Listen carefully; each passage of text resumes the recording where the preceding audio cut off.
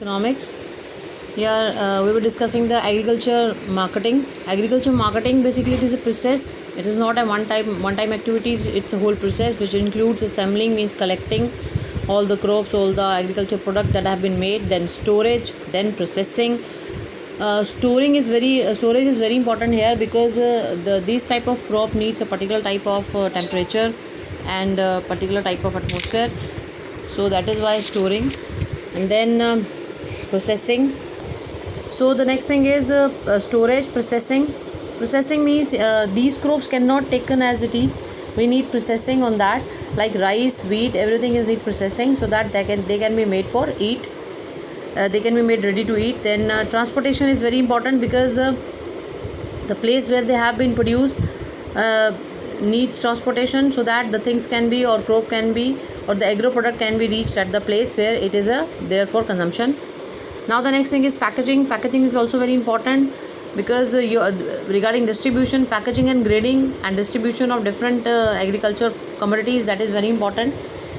Packaging gives us protection from all type of pesticide and all type of insects, and grading gives the grading means classify the product as per the quality so that price can be tagged with that, and the distribution of different agriculture commodities across the country, things can be made available to all type of section of the people. So agriculture marketing basically it is a system and which is basically required by the farmers to dispose of or to sell out their agro product and get a reasonable price, and that is their profit, that is their earning whole. Problem faced by farmer basically, that is the manipulation by big traders. Big traders are there, they try to manipulate with these farmers, poor farmers, and try to give them low prices many times, or try to procure all their agro products. So in this case, manipulation by big traders, which is very difficult for the farmers to tackle with. Now the lack of market information. Many times farmers are not having the proper market information regarding that whether it is in more demand or more supply in the market. So all these things are not having, all these type of information are not having with the farmer, which is basically difficult for the farmer to charge the reasonable price and make available the things. Lack of storage facility, this is very important, that there is a lack of storage facility, and it has been said that 10% of goods definitely produced of the firm are wasted due to lack of storage. So storage facility is very important because these type of agro product needs a particular type of temperature and particular type of atmosphere they need so that they can be protected and kept safe for long run. So that is why storage facility is very important. So all these problems faced by the farmer in this particular agriculture marketing system. Now what are the measures to improve this agriculture marketing system? So these are the measures. Regulated markets are to be needed over there, infrastructure facilities, and then cooperative marketing, and then different policy instruments. So all these things are there, and we have to discuss all things in detail. First of all, there is a regulated market. Regulated market, basically the market that is to create that orderly and transparent marketing condition. So the main purpose was to create the orderly means systematic and transparent marketing condition. So nobody should exploit the farmers who are really very poor, and they are doing their subsistence farming over there. So first measure was to regulate these market in a systematic manner, in a transparency, with a transparency. So regulated market should be very much organized, so that because the farmers are very uneducated, and it's very difficult to follow the instruction for them. So it should be regulated itself so that it can guide the farmers to sell out their product in the market. And there must be many people deputed over there who will guide the farmers rather to misguide them, to protect the farmers and from the malpractices of seller and broker over there. And the main policy just to benefit the farmers over there. Fine. And that has been said that there are still requirement of 27,000 rural periodic market as a regulated market. Still it is more required. So that is a regulated market. Regulated market, basically they are, as you see in the picture also, there are the many crops are placed over there, and there should be some storage also that they can be protected, and definitely there must be some system should be there so that the crop can be sold out to the traders or to the manufacturers over there, food processor over there, to the customer over there. So all these facilities should be there to help out the farmers to sell out their product, so he can get the fair return in exchange of this crop. Now the next thing is infrastructure facilities. Infrastructure facilities are very important, especially in the underdeveloped country or developing country. So infrastructure facility must be developed by the government. In this case, infrastructure facility, the main thing is storage should be there, and some information regarding growing of crops and cutting and then sale, everything should be there. And then infrastructure in the terms of roads and providing systematic transportation, godowns, storage, processing units, everything should be there. So infrastructure facilities are made available to the farmer, so that the farmers can do their work more effectively. So infrastructure facilities must be developed with developed by the government. In the underdeveloped country, you can see that infrastructure facilities are specially provided to these farmers so that they can do their work effectively. Now next thing is cooperative marketing. Cooperative marketing, basically here the main purpose of cooperative marketing is basically to realize fair price for farmers product. And definitely cooperative marketing means there is a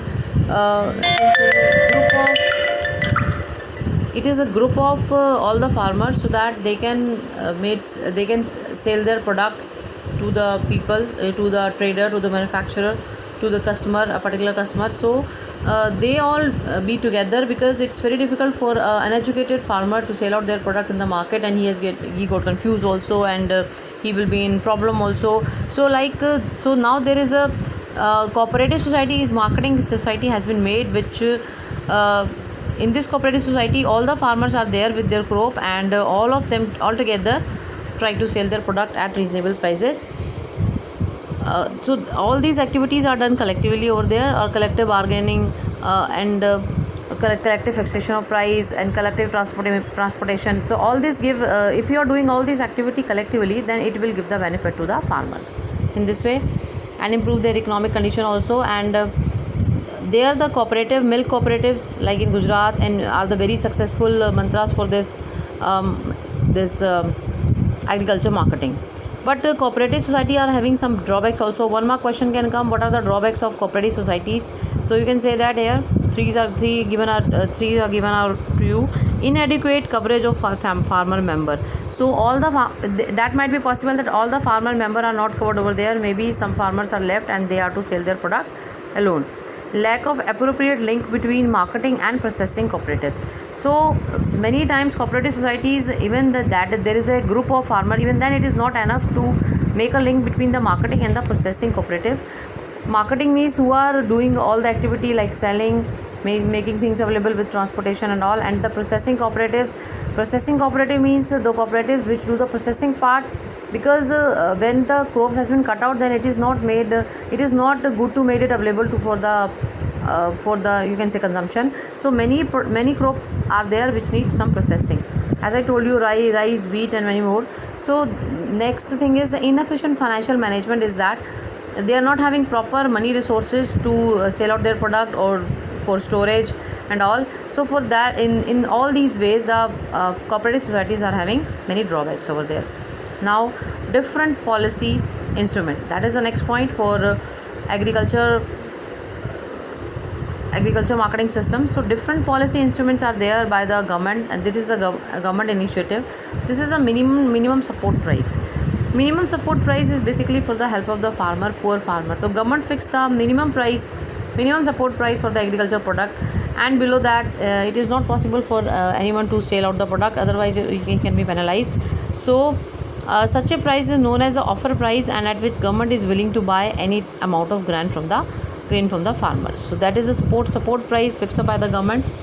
Below that it is not possible to sell out the product. Then maintenance of buffer stock. Food Corporation of India, this particular authority purchase wheat or rice or some staple food from the farmer, and then to maintain the buffer stocks, that buffer stock can be used in the time of emergency, and when the food becomes storage, or if government want to distribute this agro product, then here Food Corporation of India is there with the buffer stock, and buffer stock has been purchased by the farmer at the offer price which has been fixed by the government.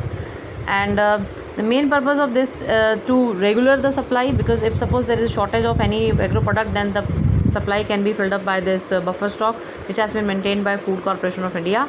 And with the stability of price can also be possible, because you know that the stability of price is disturbed when there is a more demand or more supply. Why I'm saying more demand? Demand is more than supply, or supply is more than demand. If that happens, they are not equal to each other, then there is a danger of stability to price. Stability to price means same price for the product.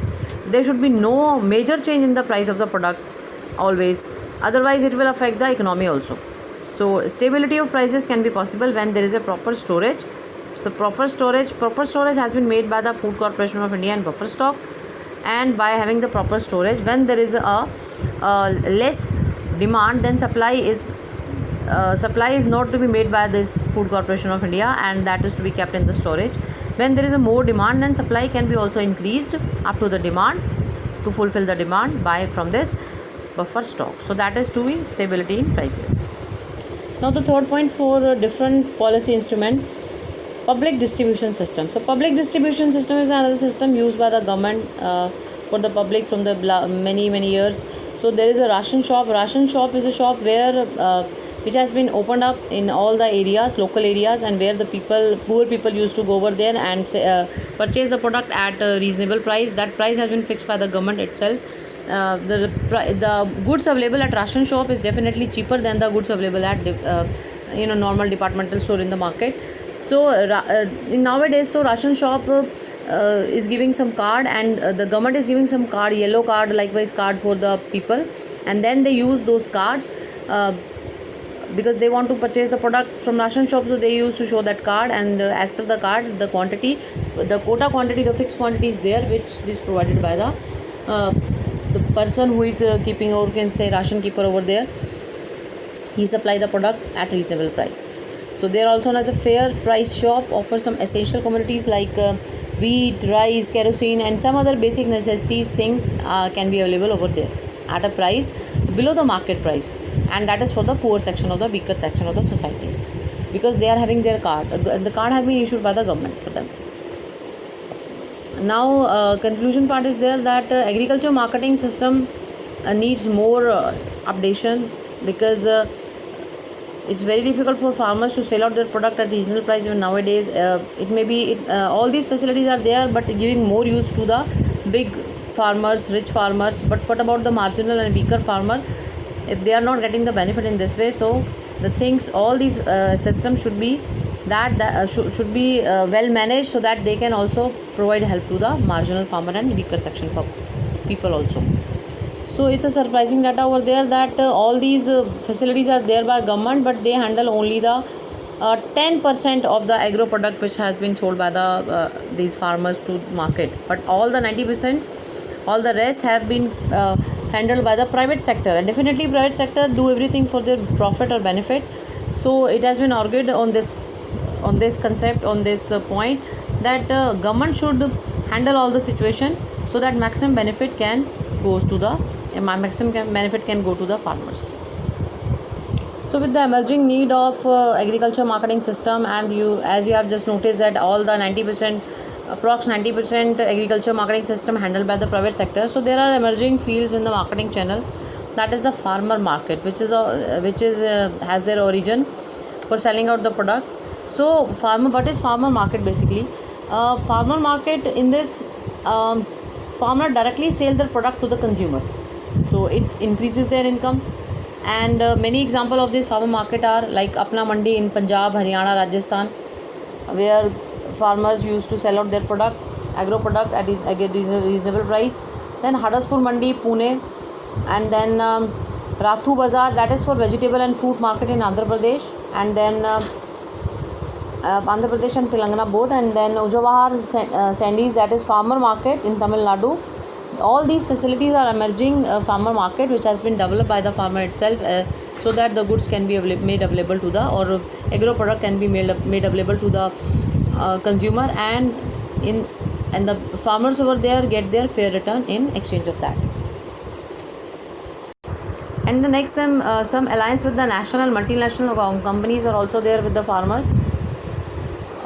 There the several national and multinational fast food chains are increasing, and they are entered into the contract with the farmers to encourage them to cultivate farm products and vegetable, fruits, etc. of the desired quality by providing them not only the seeds but also the input which have been needed by them. So as per the multinational corporation, all these arrangements are made to increase the income and to provide them fixed price to them, pre-decided prices to them, so that will not reduce their income, but and also help the farmer in all the ways. So it is also an argument for the farmer that is it enough to give them a fair return by just having this farmer market, or especially with this national and multinational companies. National and multinational companies both are having the contract with the farmer that they are to supply their whole agro product to these companies, and then in return of that, companies help them by providing seeds or many other equipment, and by providing a fair return. And these multinational corporation, basically you can see Ashirvad Atta and all that, they are definitely having the wheat from these farmer, and then they make the flour, and then they provide this to the farmer definitely at a higher price. Comparatively, they can if they purchase this wheat from the farmer directly, then definitely it will be more beneficial for the consumer, and instead they are getting all these Ashirvad and all type of flour which is available in the market, that is definitely of higher price. And I want to say that multinational corporation, they don't spend on that. Definitely they spend for the storage, they spend for the processing and all, but it is always in the books of argument that it is fair for the consumer side, they are getting the right product, good quality product, and it is also from the farmer side they are getting the fair return in exchange of their wheat. So all these points are to be on the basis of the argument over there. So here another point is that is the diversification of agriculture product activities.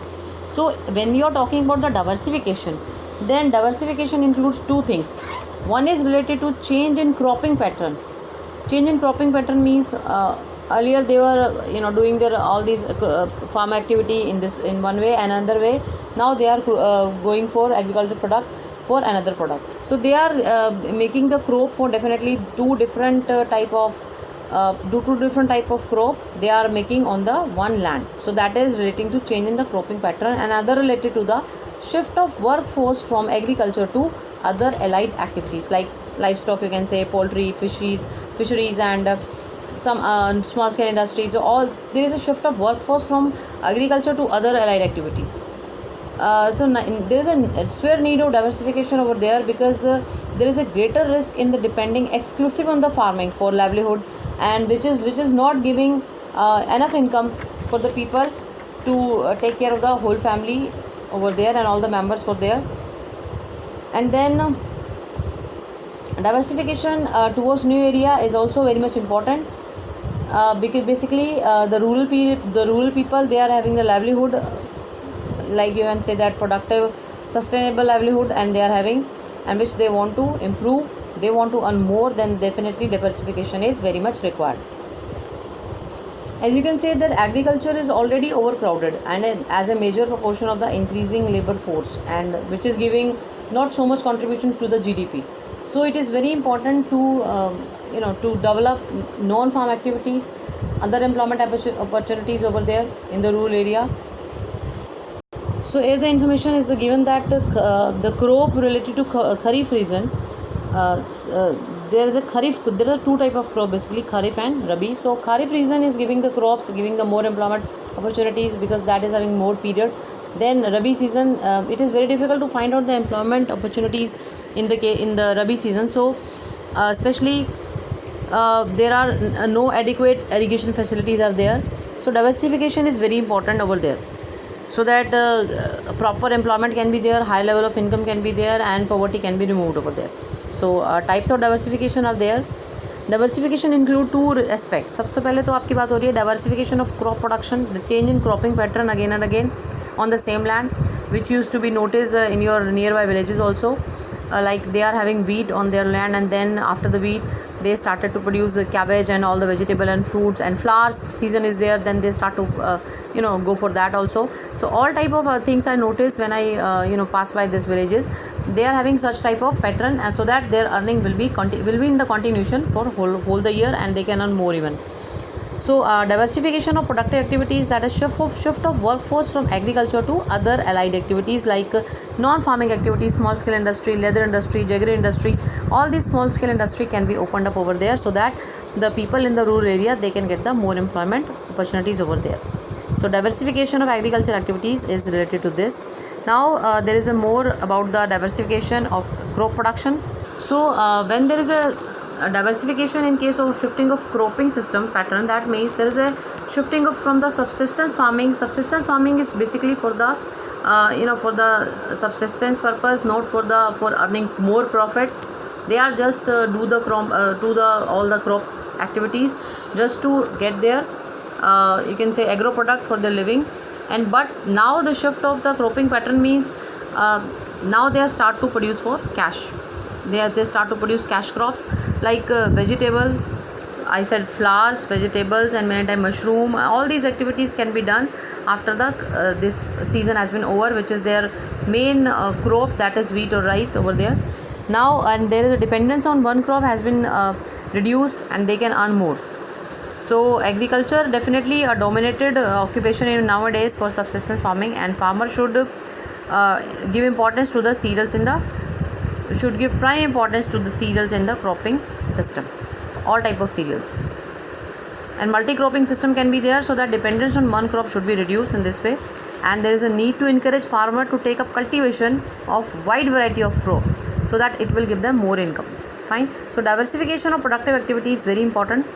So some important non-farm activities has been discussed over there, like information technology, like definitely you can see now cafe, that internet cafe in the villages also. You can see the horticulture activities are going on over there, like vegetable, fruits and tuber crops over there. And then fisheries, all these activities can be there where there is more water, like in the south side. And then the dairying product, that is this type of activity is also carried on by the farmers.